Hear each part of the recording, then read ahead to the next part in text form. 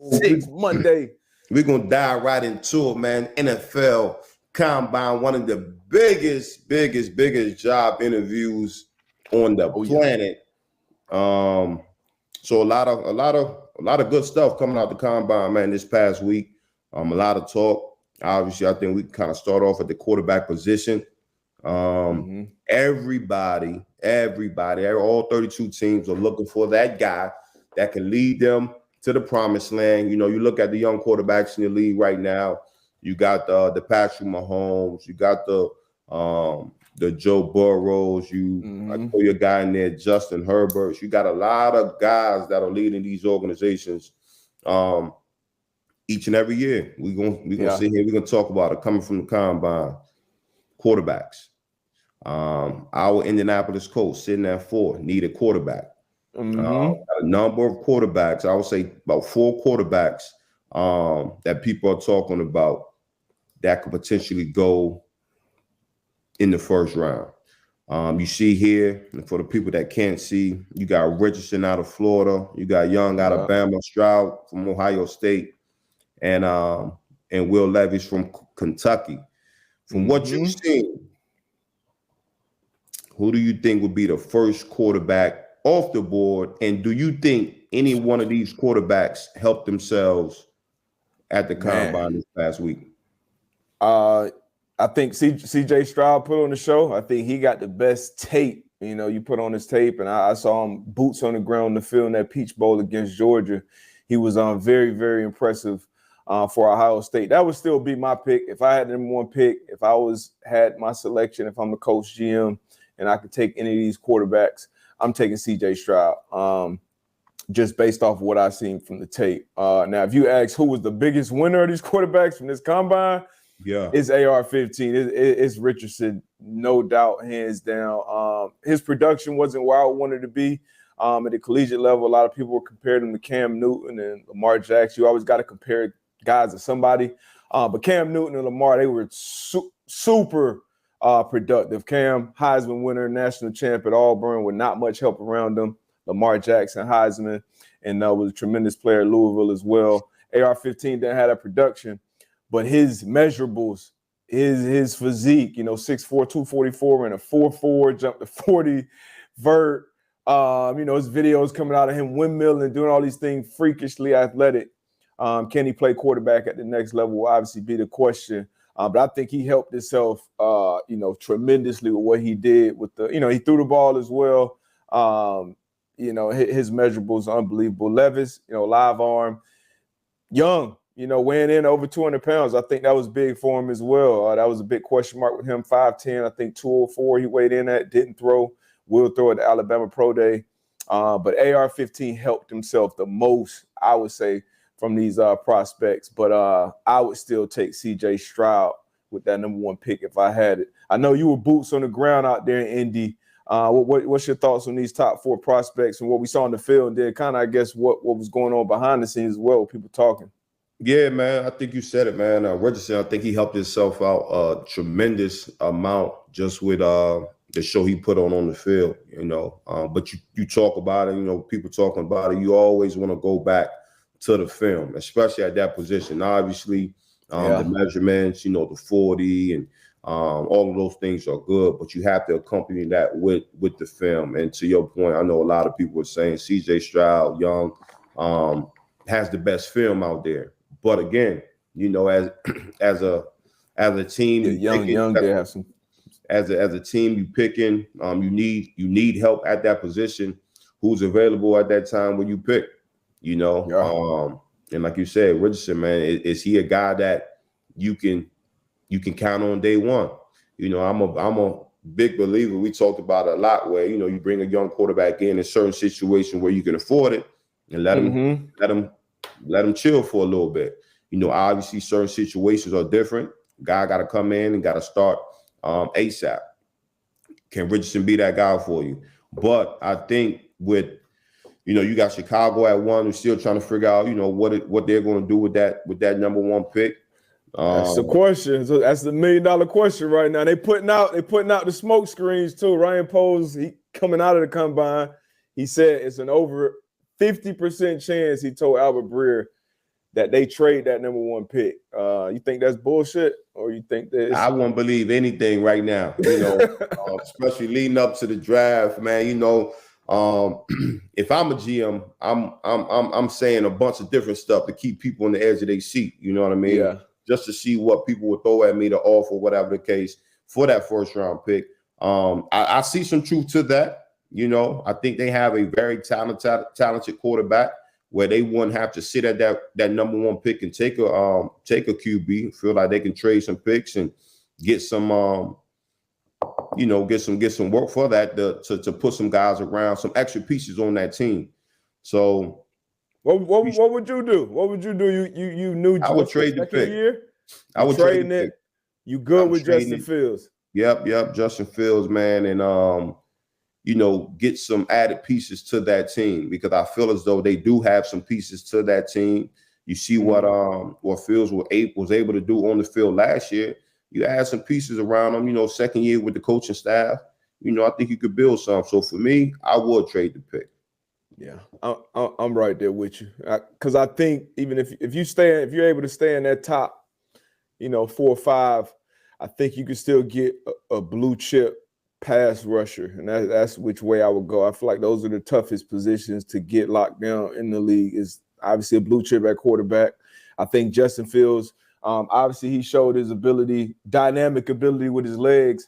I think the first couple years showed some things with his arms. Obviously, it's a lot of room for growth there, and I think that starts with the offensive line as well, weapons, system, all those things. But I would go and try to get, Will Anderson, maybe that guy from Texas Tech, one of these blue chip pass rushers, because they rarely hit the market when they're already proven. So Will Anderson, I think he would have probably been the first pick in last year's draft out of Bama, came back and had another good year. So yeah, I would trade back as well, man. Chicago got a lot of money to spend too, so they can make some moves this offseason that can kind of bump them up in that NFC if everything goes right, man. So I'm right there with you. I trade that pick and keep rocking with Jay Fields. I don't see any of these quarterbacks potentially, I guess, but potential get motherfuckers fired, man. Exactly. So yeah, I stick with Jay Fields. You never know. You rolling the dice, Yeah. I don't think you might have would have said, in the history of when we've been watching the draft, it might be a few guys that we can say, all right, he's gonna be a dog. Regardless of where he goes, he's gonna be a dog. But again, in this draft, man, it really is a roll of the dice, because you never know what's going to happen. You talk about injuries. You just talk about situational things as far as the organizational wise. So you never know. Yeah. So the grass is not always green on the other side. Yeah, man. And then a lot of these teams, and you're in a position, if you are that GM or you're a head coach, we know, hey, you got to win, now. It's like 2-3 years. You got to be able to turn things around and show significant improvement. And a lot of these teams that we've seen in recent years make aggressive moves and jump up into that top 5 and take a quarterback. It's hit or miss, and it's been a lot of misses, whether it be, Sam Darnold, who knows where he'll go the rest of his career. Trey Lance, we haven't really seen much of him yet. Who else been jumped up for? Mitch Trubisky, they jumped up there to get him at 2. So these prospects, it always, especially this time of year, you go from the season and then draft, Anthony Richardson. Is he worth that risk? Probably to a lot of teams, because you see him in person. I heard he blew the interview process. He blew the doors off of that process, which is always good for a quarterback. A lot of people love Levis. People love these big quarterbacks with these live arms. So we shall see. Wilson, they trade up for Wilson, for Zach Wilson. Top 5 too. It just goes to show all these experts. We have these expert takes. Hey, man, it's a lot that goes into it. A whole lot. So again, I think these 4 quarterbacks, they have a bright future. Again, hopefully they go to a situation that's conducive to them as their playing abilities and things of that nature. So definitely gonna be interesting to see where these 4 guys end up at. Yeah, man. As it stands right now, the odds on FanDuel Sportsbook. Once again, our present sponsor. These are the number one pick overall odds. Bryce Young is the favorite right now, minus 190. CJ Stroud right behind him, who I just said is my guy. Well, I would jump up there and take at plus 350. Anthony Richardson plus 600. Will Anderson plus 1,200. Will Levis plus 1,400. Tyree Wilson plus 3,500. And then Jalen Carter down there plus 4,000. So those are the odds right now on FanDuel Sportsbook for that number one pick. Where you going right now, AB? Man, You had a hot 100 right now to bet. Where you betting that 100 on the number one pick? I'm gonna go probably Bryce Young right now. I'm probably gonna go with the favorite, man. Going with the favorite because I feel it's gonna be a quarterback off the board. I'm right there with you. I agree.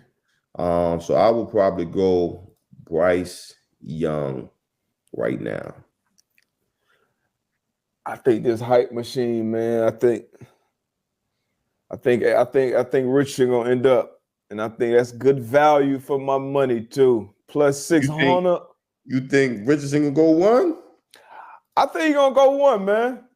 I think he's gonna go one just because, everybody has question marks in this class. CJ, everybody's gonna knock the Ohio State quarterbacks. Young, he's small frame. People comparing, his measurables, height, weight-wise, was very comparable to Kyler Murray, but Kyler Murray was freak athlete, first round pick in baseball. Yeah, baseball, football, had an unbelievable arm.